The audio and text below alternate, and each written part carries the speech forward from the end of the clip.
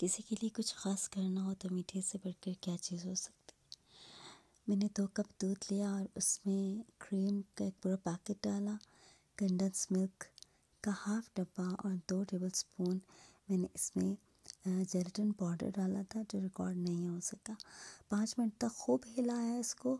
उसके बाद मैंने जालिस जो थी वो तैयार की हुई थी पहले से ही, 3 तरह की, सब्ज़, पीले रंग की थी और एक सुर्ख रंग की थी।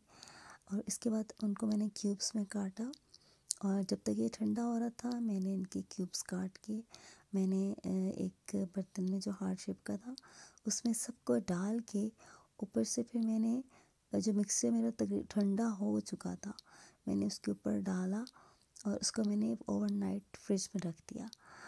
आपने फ्रिज में रखने के बाद इसको ऊपर से कवर करना है, वरना ये जो है थोड़ी सी इस पर बर्फ़ से जम गई थी जो मैं करना भूल गई थी।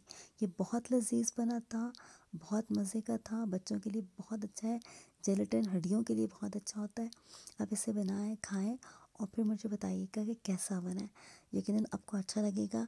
चैनल को सब्सक्राइब कर लीजिएगा, लाइक कर दीजिएगा। Thank you so much. और जहाँ रहें खुश रहें, सलामत रहें और हंसते